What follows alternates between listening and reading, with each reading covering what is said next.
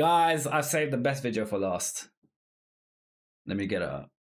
We saved the best video for last. I believe you guys will really appreciate this video. Right, let's count this down. Hold on. Let's do it this way.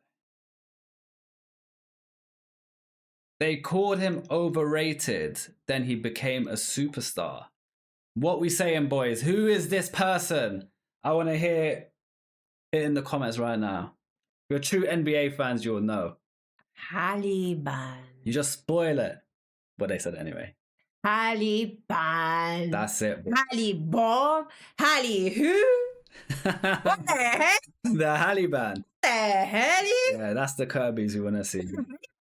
So I believe this is the best video that I left for last. Yes. So what the hell?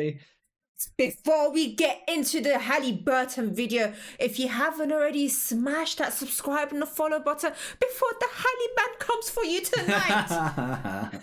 Good one. That's it, guys. Subscribe, support us. Let's get into the last video. Documentary style.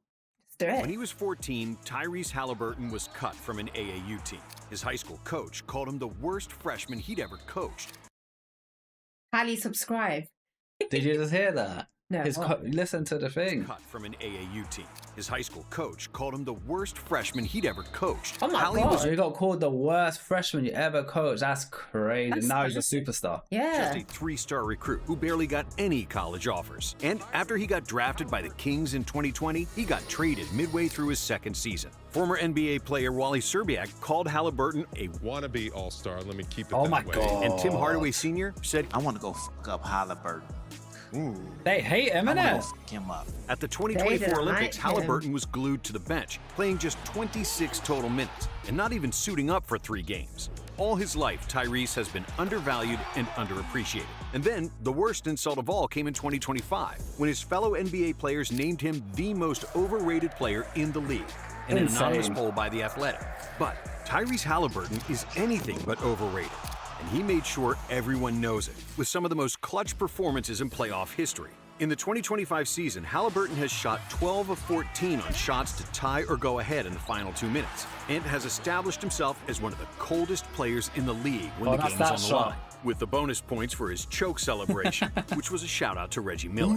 This is the story of being underrated and achieving dreams against all odds. This is the Tyrese Haliburton story, and how one skinny kid from Wisconsin became one of the best leaders and most clutch players in the NBA. Tyrese Haliburton was born on Leap Day, February 29, 2000 in Oshkosh, Wisconsin. His father, John, was a middle school coach for a girls' basketball team, and he couldn't leave for work unless he took Tyrese with him. He was 3 years old and was too young to play, but he wouldn't let me tie my shoes and leave. I couldn't go without him. Tyrese was obsessed with basketball, always playing with his dad and older brothers. Eventually, he got involved in youth leagues and AAU ball, where he played with Tyler Hero for a team coached by Chris Hero, Tyler's dad. But one day, Hero Sr. called up Tyrese's parents and told them that their son wasn't good enough and didn't have a future with the program. They never said that I was cut, but my parents told me that it was essentially like, he can come if he wants to, which, in a way, was even worse. During one of his first practices with a new AAU team, his coaches realized his jumper began well below his waist, a form that stemmed back from when he was a little kid and didn't have the strength to launch the ball with proper technique. His new coach, Brian Jonikin, tried tinkering with his unique shot angle by using his 3-year-old grandson as a defender. Jonikin asked the boy to hold out his hand while Haliburton... It's very cute they're using like little kids. It's so funny. Good they're getting into the sport early as well.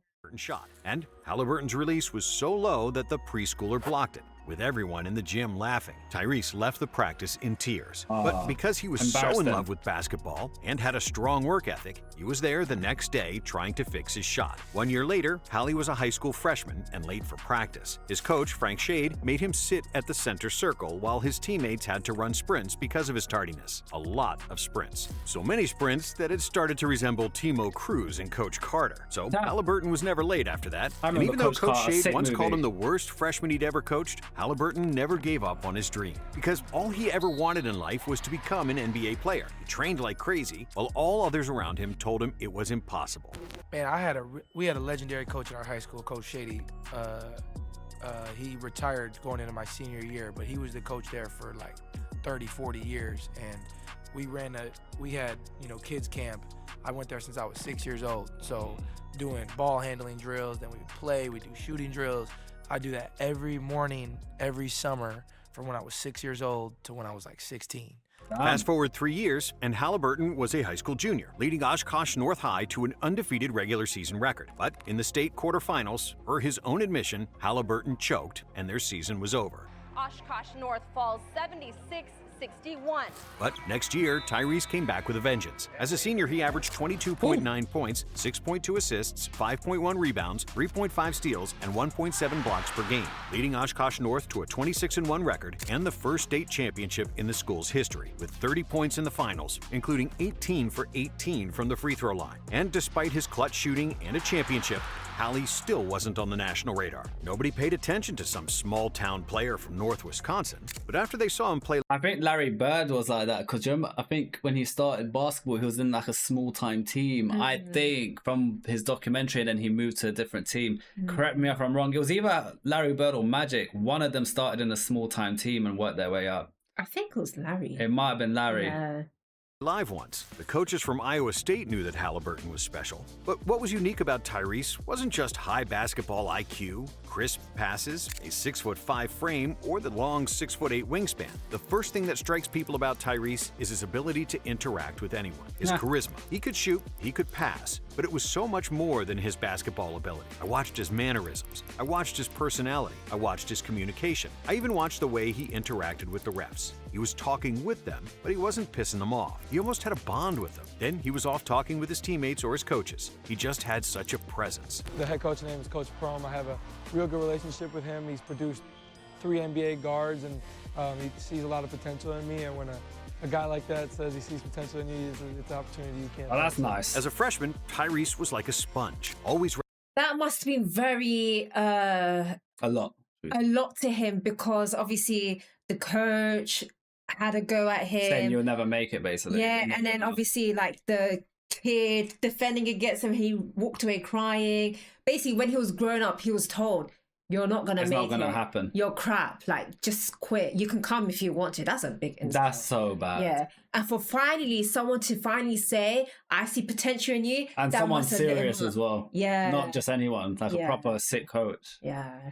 ready to listen and apply what the coaches and older players were saying. And even though the raw numbers didn't jump off the page, as he only averaged 6.8 points, 3.6 assists, and 3.4 rebounds per game, there was just something about Haliburton's aura that shined through. Nah, Early on in like him. Tyrese's freshman season, an NBA scout came to one of Iowa's practices. After it was over, the scout called over Coach Prom and asked him if he knew which player was going to get drafted the highest. The coach said that it was likely going to be Talen Horton-Tucker, who eventually ended up as the 46th pick in the 2019 draft. But to Prom's surprise, the scouts said it would be Haliburton, even though Hallie played a total of 10 college games up to that point. Man, I've watched him all practice, the scout said. Haliburton resonates with the older guys. He listens to everything they say. He fits into everything you're doing. He takes coaching. His presence and demeanor are always positive. He always has You know energy. what? Big W for this scout to notice that, because some people who are good, for example, they don't like to listen. Do you get it? They think they already got their game on smash because they're winning games and they're maybe the top performer in basketball, whatever.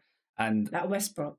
it's hard to coach these people Sorry to sometimes. say. Sometimes it's hard to coach these people and their Yeah. communication's poor. Yeah. So although he may have not been the best, Yeah. he was very coachable and very craftable from the sounds of it. Yeah. And that's very important when it comes to building a team and building a player. You want that. You rather a 6 out of 10 that's very coachable than a 9 out of 10 that don't want to listen to a word you say. He'll be your highest draft pick. However, even though he shot the ball well as a freshman, making 52% of his shots and 43% from 3, and led the Big 12 in an assist-to-turnover ratio, with some interest from the NBA, Ty knew he needed to get more aggressive, improve his body, and hunt for his own shot. As a sophomore, Hallie improved his averages. And about you guys saying Westbrook caught a straight, she's right. Like you said, Cash, she is right. And to be honest, you know, when we was watching that video about Dame time, and I saw a few comments when Russell Westbrook came up saying he's still not been drafted for the season. Bear in mind the season starts, not drafted, he's not been signed for a team. Probably for that reason, because he probably gives off the attitude that he's not going to mold into a team. Yeah. And The thing is, like, he's an amazing player. Don't get me wrong, I really like Amazing. Westbrook as well. But obviously, Fantastic. after watching a few documentaries about him and seeing his attitude, is kind of, you could see why he does clash with people. yeah. And why there might be problems. Yeah. Unfortunately, as much as I love Westbrook, it's the reality. Whereas Haliburton, you can see it by his demeanor. He's a very friendly person. He's a very likable person. He listens. He gets well with like everybody as well. So it's different vibes from both. Different personalities. For Yeah. To 15.2 points, 6.5 assists, 5.9 rebounds, and 2.5 steals, while shooting 50% from the field and 42% from three. However, midway through the year, Tyrese broke his wrist and then attempted to come back when he wasn't fully healed, re-injuring that wrist, which effectively ended his season. At that point, Haliburton was projected as a lottery pick. He knew he was going to get drafted and become a millionaire. You're likely to be one of the top point guards taken in this draft. That means depending on how the lottery balls land, if they ever land, there has been a lot of chatter about you going to the New York Knicks. And while most players would simply leave college at that point and focus on workouts to improve their draft stock, Haliburton stayed at Iowa, cheering for his team, attending every practice and every game. But despite being a great teammate with high efficiency and great size for a point guard, Tyrese was once again overlooked in the 2020 NBA draft. Haliburton, there's a guy who's ready to play right now, right? He's not 22 years old or something. He's 20. Take the dude He's you young. know is going to be really good and really good right away. I think that's Haliburton. Haliburton was only the 12th overall pick, selected by the Sacramento Kings. With the 12th pick in the 2020 NBA Draft, the Sacramento Kings select Tyrese Haliburton from Iowa State University. While in hindsight, I he like should his have been the suit. second pick, behind Anthony Edwards. When he showed up to training camp, a lot of Kings staff were unimpressed with him. All they saw was a skinny 185-pound kid who wasn't very athletic and had a weird shot with a very low release point. But when the season started, Haliburton silenced all the doubters. And with 41% accuracy from three, he was the best shooter on the team and one of the best in the nice. NBA. Other than his shooting, Ty had one of the best assist-to-turnover ratios in the NBA, with 5.3 assists and just 1.6 turnovers. And even though he played with another ball-dominant guard in De'Aaron Fox, who was undoubtedly the best player on the Kings, Haliburton made good things happen when he was on the court. His feel for the game, great decision-making, pushing the pace, and timely shots made the Kings better when he played, which is not common for a rookie. Tyrese averaged 13 points, 3 rebounds, 5.3 assists, and 1.3 steals, finishing third in the Rookie of the Year voting behind LaMelo Ball and Anthony Edwards. As a sophomore, Haliburton improved those averages to 14.3 points and a team-high 7.4 assists. But before a January game against Philadelphia, Hallie met with Drew Hanlen, the famous NBA development coach, whose clients include Joel Embiid, Jason Tatum, Bradley Beal, Zach LaVine, and others. Hanlen wasn't exactly looking for new clients. So when he met with Haliburton, he started pressing him with gut-punching questions to see if this kid was really worth his time. How many times are you going to be an all-star? How many times will you make All-NBA first team? And while the coach could see the fire behind Haliburton's eyes and the desire to be the best he could be, one thing bothered him. The biggest thing is that you're not going to be able to do any of this stuff if you keep attempting 11 shots per game. You were number 14 in high school, so that's the number. If you want to work with me this summer, you have to shoot 14 field goal attempts tomorrow night against the Sixers. Otherwise, I'm not working with you. The next night, on January 29th, Haliburton went out and scored a career-high 38 points on 11 for 19 shooting. Not only had he accepted Hanlen's challenge, but he had dominated. Haliburton. And the two have worked together ever since and talked after every game. But despite the all-around improvement from Haliburton, the Kings weren't in a good place, with a 20-35 record outside of a playoff spot. So how old were you the last time the Kings went to the playoffs? Gosh, I had to be about 8 years old.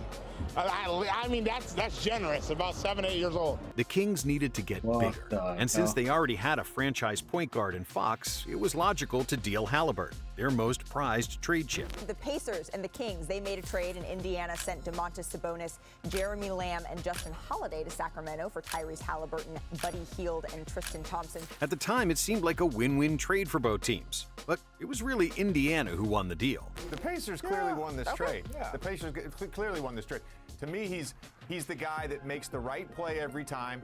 He gives you playmaking, he gives you shot making, he moves the ball, and he defends. And by the way, he loves basketball. It took just 2 practices for Haliburton to completely change the way the Pacers played basketball. Outlet passes fired off faster, threes went up earlier, and the ball flew around the court, and players started cutting harder because they knew their new point guard was going to see them and get them the ball. Other than on-court cohesiveness, Haliburton's energy was infectious wherever he played, and he was a seamless leader. The guys wanted to follow him and play hard for him because he brought good vibes and was selfless on and off the court.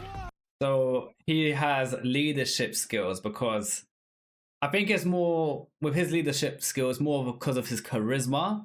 Like they spoke in the beginning, he's got such high charisma. He's very likable, clearly. Hence why people want to work with him.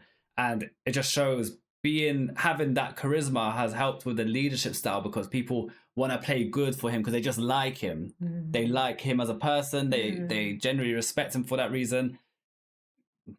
That's it. Do you agree? Oh yeah, definitely agree. I think that's nail on the head. Yeah.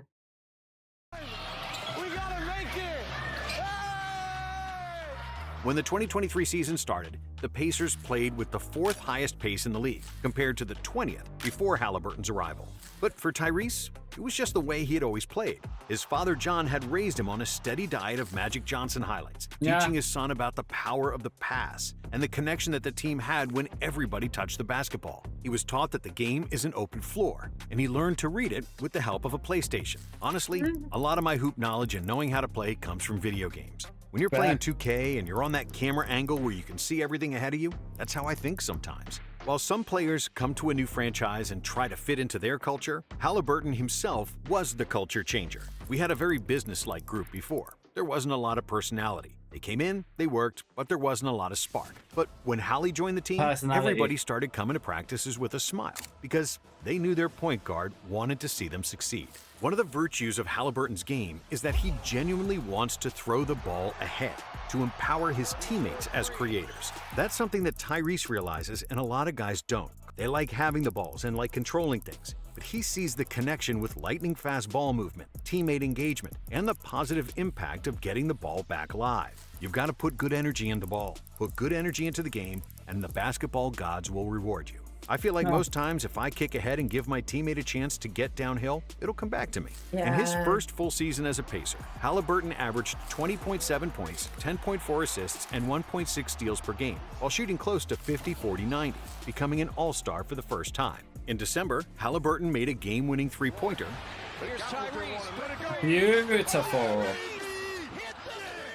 And finished with a then-career-high 43 points on a That's slapping the Pacers shit out of him. franchise record 10 three-pointers in a win against Miami. On March 5th, Haliburton made his second game-winning three-pointer of the season in a 125-122 win against the Bulls, finishing with 29 points and 11 assists. The next day, against the 76ers, Hallie posted his 30th double-double of the season with 39 points and 16 assists, becoming the first player in Pacers franchise history to record 30-plus points and 15-plus assists in a single game. However, despite his great play, the Pacers struggled mightily without him, with a 7-19 record sans Haliburton in the lineup. And due to the 26 games he missed and the overall youth of the roster, Indiana finished with a 35-47 record and missed the playoffs. However, for the first time in almost a decade, there was perfect clarity in how Indiana was going to play. The Pacers run because Haliburton runs. They share the ball because he shares the ball. And that's why, when they were approaching free agency, they were looking for players who can run and play fast. They drafted Jarris Walker and Ben Shepherd,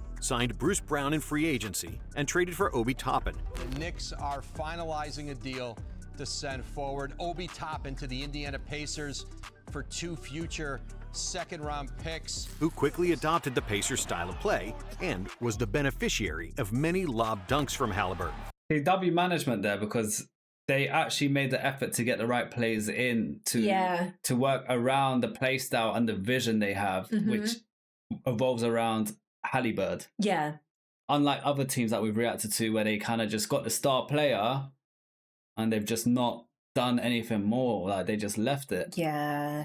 And then they just expect that star player to carry the team. And just keep bringing miracles in. Miracles can only happen so many times. But this is why Golden State is so OP, because of the team chemistry. And this team that Haliburton is in, they will definitely have that team chemistry because they've got they've picked the players. They cherry pick the right people. Exactly, just to work together. Good shit, man. That'll be management. And more importantly, at the 2024 trade deadline, Indiana sent Bruce Brown to Toronto for Pascal Siakam, who, like Haliburton, was made to run and was one of the most underrated stars in the NBA. Pacers acquiring all-star forward Pascal Siakam in a trade that sends Bruce Brown, Jordan Moore, and 3 first-round picks to the Raptors. Haliburton signed a $260 million 5-year extension with the Pacers. And give me 1% of that, I'm done for life.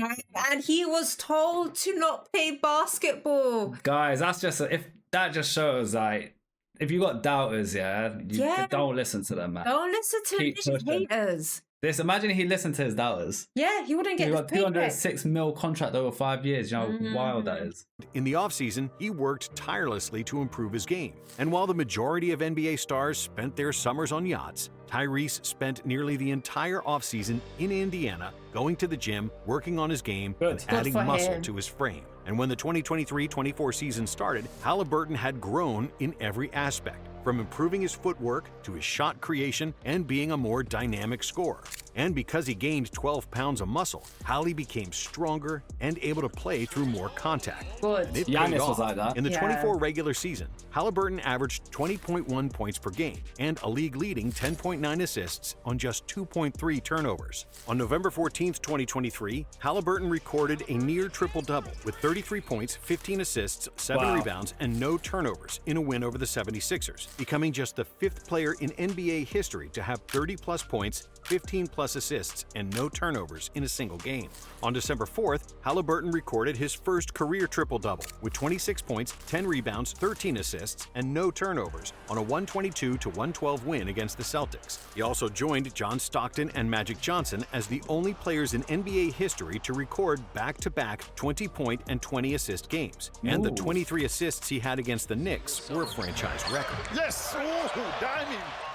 Haliburton also led the Pacers to the final of the inaugural NBA Cup, then known as the in-season tournament. I think if he outplays LeBron and the Pacers win tomorrow, it certainly vaults him into the conversation of being a superstar in the NBA. And I would argue that he's probably already there. But Indiana lost to the Lakers. Tyrese was named an All-Star for the second straight year and was only 1 vote shy of winning the All-Star Game MVP. However, a far more important accomplishment happened later in the year, when he was named to the All-NBA third team and was officially recognized as one of the 15 best players in the league. For him. The Pacers played with the second fastest pace in the NBA, and they led the league in points scored, field goals made, field goal percentage, and assists. Their 121 offensive rating was the second best in NBA history, and led by Haliburton, the Pacers became one of the most fun teams to watch in the league. But other than fun, there was also substance. They won 47 games and made the playoffs for the first time in 4 years. It's been an incredible experience for many Pacers fans to see their team back in the playoffs again. And in the first round against the Bucks, Haliburton notched his first playoff triple-double in Game 3. Hali scored 18 points with 10 rebounds and 16 assists, and made a game winner in the Pacers' 121-118 overtime win. 6 seconds to go. Crosses over on Beverly. Float game for the win! The Pacers won the series in 6 games, which was their first playoff series win in 10 years. But they weren't done yet. Despite falling 2-0 in the second round series against the Knicks, in Game 3, Haliburton dropped 35 points to lead the Pacers to victory, and the series would go to Game 7, where Tyrese showed up wearing a hoodie with the infamous Reggie Miller choke song from Knicks-Pacers series in 1994. But trash talking only works if you can back it up, and Tyrese did exactly that. He scored a team-high 26 points on 10 for 17 shooting, including 6 threes, to lead Indiana to victory as they shot the highest field goal percentage in NBA playoff history. Come on! Yes! Yes! Unfortunately, in the second game of the conference finals against the Celtics, Haliburton injured his hamstring and was ruled out for the series, which ended with the Pacers getting swept. But Haliburton got healthy for the summer, where he was selected to represent Team USA at the 2024 Paris Olympics. How you doing? You good? Was that when they versus SGA's team? I think it was that game. Chat. Oh no! So this is the American Olympics that he. No, that's a final. That's not. Oh, it's okay. I know what you're talking about though. Oh wow! When the Team USA roster gathered in early July for its first meeting, Coach Steve Kerr looked around the conference room and said he saw 12 future Hall of Famers. And even though he barely played at the Olympics, appearing in just 3 games for a total of 26 minutes, Haliburton's spirit was the same as it always was. Fun, upbeat, and ready to cheer on his teammates. However, despite winning gold at the Olympics and coming off an all-NBA season, Haliburton struggled at the start of the 2025 season. Hali averaged 15.3 points while shooting just 37% from the field and 28% from three-point territory through his first 15 appearances. And the Pacers opened the season with a 10-15 record in the first 2 months. And it took them until January 6th to finally get over 500. Indiana was still terrorizing teams in transition, but they encountered problems in the half-court when the opponents adjusted to the pace and played switch-heavy defense. Teams started going under screens for Haliburton, denying his teammates and daring the pass-first point guard to beat them as a scorer. And even though Haliburton was always an efficient shooter, you could sense a reluctance in his pull-up jumpers, since being a first option wasn't his natural instinct. I got too caught up in outside noise and allowing myself to think such negative thoughts about myself internally. So I'm assuming from the sounds of that, it sounds like he got some, not feedback, but maybe let some hater comments get to him and question his ability, which led him to play different basketball than he usually plays. He needs to just play his game, who gives a shit what people say. Just play your game. Just hate on him, man. And people are calling him overrated. He clearly is not overrated. He's very good. He just got haters. As a scorer. And even though Haliburton was always an efficient shooter, you could sense a reluctance in his pull-up jumpers, since being a first think such negative thoughts about myself internally. It was the first time in my life that I had real self-doubt behind everything I was doing. I feel like my personal struggles were leading to the team's struggles. A lot of our games early that we were right there to win, I just wasn't playing my best basketball. And I think that was taking away from us winning games. However, right around Christmas, things started to turn around. The Pacers had a 40-17 record from December until the last game of the season, and Haliburton's aggression and efficiency improved drastically. For the season, he averaged 18.6 points and 9.2 assists, the third best mark in the league, with a 58% effective field goal percentage, which, for example, was higher than Steph Curry's EFG in 2025. Tyrese committed just 1.6 turnovers per game, and he led the NBA in assist-to-turnover ratio, with 5.6 assists per every turnover. And even though he wasn't named to the All-Star team after a poor start to the season, Haliburton received another All-NBA third-team selection. But then, the playoffs started. What's up, y'all? Good morning. Happy playoffs. And Haliburton went on a clutch shooting run that we have never seen before. In the first round against the Bucks, Indy jumped to a 3-1 series lead. And in Game 5, Haliburton recorded 26 points, 5 rebounds, 9 assists, 3 steals, and 3 blocks, including the game-tying layup that sent the game to overtime. But in OT, it seemed like the Bucks had the game wrapped up, holding a 7-point lead with 35 seconds to go. And then Nembhard hit a 3, the Bucks turned the ball over twice, and Haliburton made 2 clutch layups to win the game and the series. And in the second round against the #1 seeded Cavaliers, that was against Yass. They took it away from them. They stole the win. The Pacers continued to defy the odds and pull out miracle victories. After the Pacers won Game 2, it looked like the Cavaliers would tie the series, as they had a 14-point lead after 3 quarters. Massive shot for the Pacers. And led by 7 with only 1 minute left to play. But then it was Haliburton time. The Pacers point guard scored 6 points in the final minute, including a crazy 3-pointer for the win. The Cavs never recovered after that loss, and Indiana won the series in 5 games to advance to their second consecutive conference finals. Congratulations. Keep believing. You guys are 8 wins away from an NBA championship. Crazy. However, despite having several crazy comebacks in the playoffs, the craziest was yet to come. In Game 1 of the conference finals against the Knicks in Madison Square Garden, New York had a 14-point lead with 2:51 left to play. The Knicks' win probability at that moment was 100%. And those odds were calculated with the fact that we have never seen an opponent rally back from that kind of deficit in the NBA playoffs before.